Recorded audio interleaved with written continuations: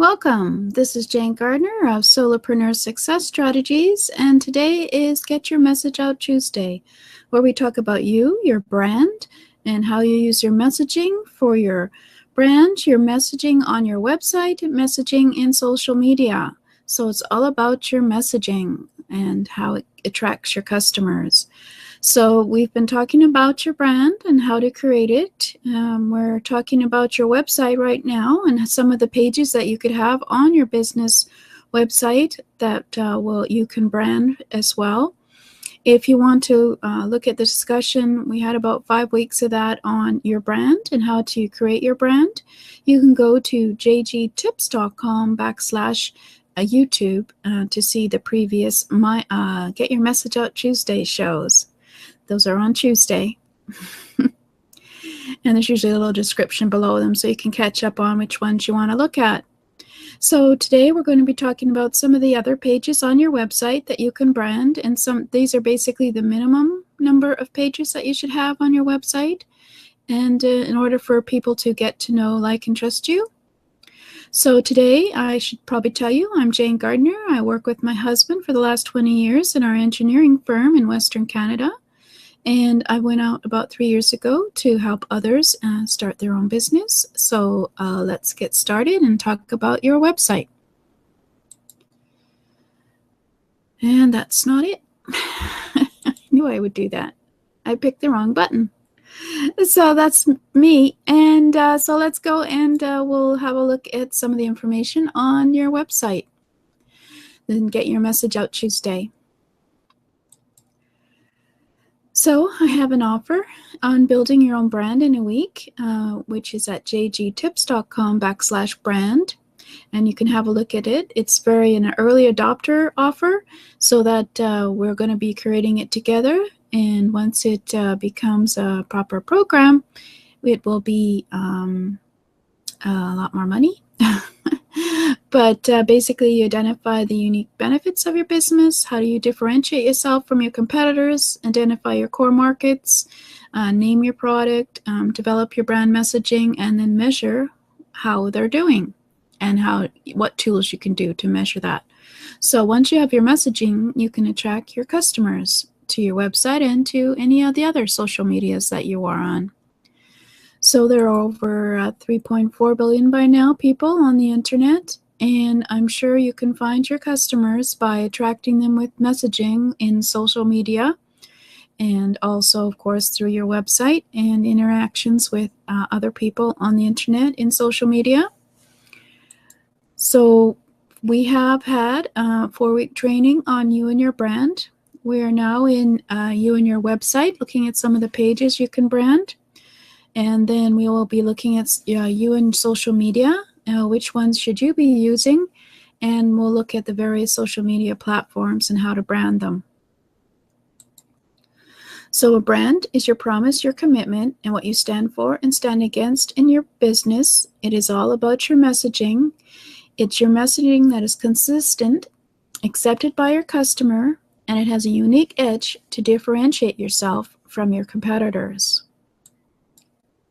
So far we have looked at your website messaging for your homepage, your About Us page, your Start Here page, and of course the blog. Now, just for a quick review, obviously for your homepage, this may be the first place where they get to meet you. So this has got to be all about them. It's got to be stuff that they're interested in so that they will stay and connect with you. About Us is not about you either. It's about them. So it has to have the messaging that you want to be able to attract your ideal customer to. But the Start Here page is more of a this is what my website's about, and here are some of the places you can go to learn more about what you want to learn about. And of course the blog has the content and the opt-in resources, etc., that they are of interest to your customers, so that they can see that you know what you're talking about, that you're an expert, and they can find out more about your product and service. So we're going to add just a few more pages to the website that we need to brand. And so there's some other essential pages, of course, and you can even brand these ones. So we'll go over how you can brand. So we have our Contact Us page. Sometimes people forget this page, which always annoys me because it's always very hard to find the simple things like a phone number, an email, a map, and such things like that should be on your Contact Us page if you've got a physical location.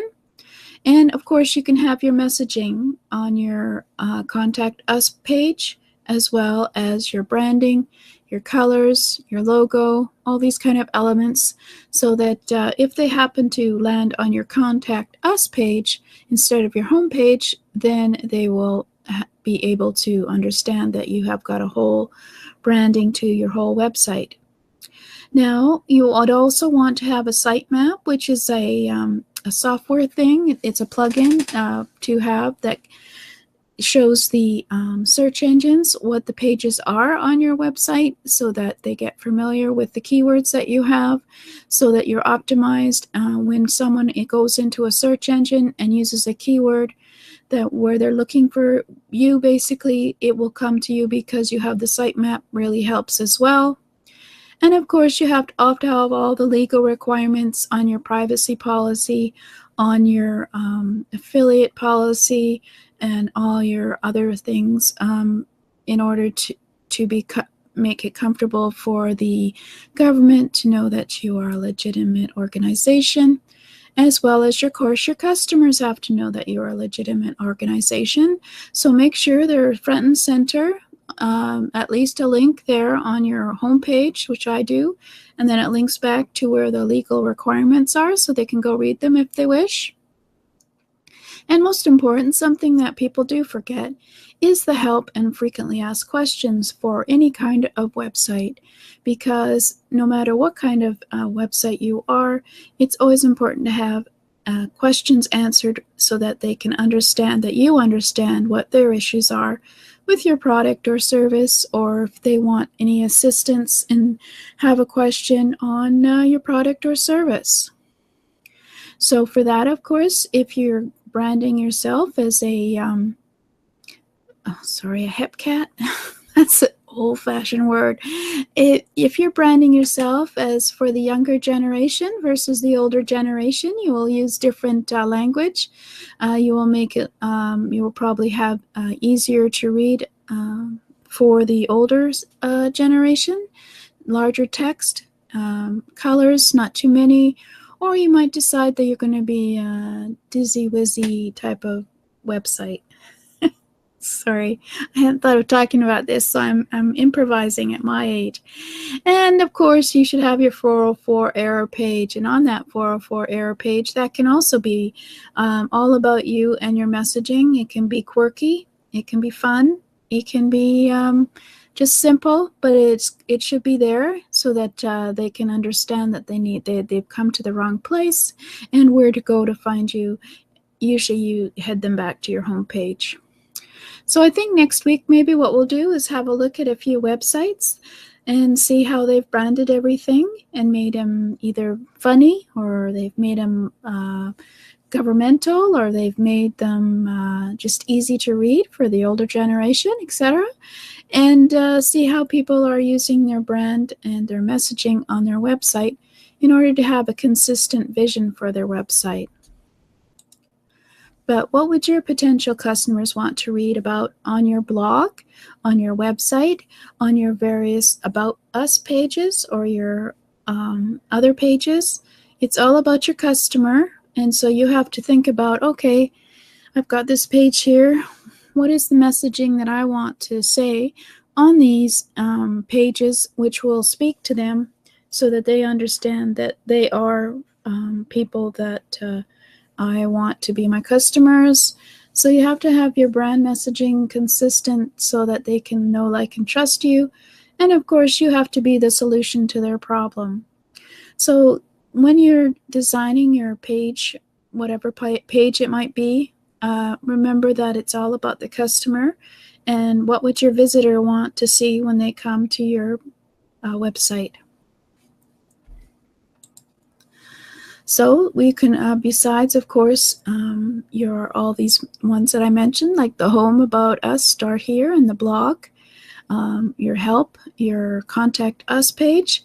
Of course, you can also have your product or service page. And even though it might be very dry information, you can certainly brand it with your logo and your elements and your colors, so that if they happen to just through search land just on that page, they understand that they are at the right location and that it's your business that they are at because of your branding. You can have opt-in pages for sales sheets, or for selling products, or for giving away products or services. You can have a thank you page, of course, once they've opted in on the opt-in pages. But all pages should have your brand messaging and brand elements. The elements being your logo and your colors and your various other things on a website. We'll have a look at some of those next week. They have to be consistent. They have to be easy to read or easy to see. There has to be a repetition of the theme on all pages so that it feels like it's a consistent whole. Don't change the theme from one to another page. And of course, it should be useful for your visitors so that they will stay and interact on your website, knowing that they are looking for something and that you have it, and they are going to either consume it or they're going to take it away with them. So those are some of the other pages that you should have on your website, besides the 4 that are important for branding. Of course, you can always go do the Build Your Own Brand Early Adopter offer over at jgtips.com/brand. Or you can go to my jgtips.com/YouTube and see the Get Your Message Out Tuesday shows on the brand. I'm just trying to think. I think it would be about a month ago. If you want to start from the beginning, it would be 2 months ago. And looking at what we're discussing when it comes to your brand, so that you can move forward with us. And you can contact me at jgardner@jane-gardner.com if you have any questions. So there you go. We've, I think next week, we'll have to put together a few of the websites that we can compare and have a look at. Their About Us page, their Start Here page. Let's have a look and see if we can find some fun, especially fun, contact us pages, or even frequently asked question pages. I know mine's not fun, so I'll have to go find one. In fact, I don't know if I have one. So this is a good reminder for me as well that I should be putting in my frequently asked questions page into my website. You keep it simple. Obviously, you don't want to have too many pages so they can't find any of the pages. But I think that hopefully you'll have some consistency in your branding so that people know who you are when they land on one of your pages. So thank you for listening. This is Jane Gardner at Solopreneur Success Strategies, and we'll see you next week.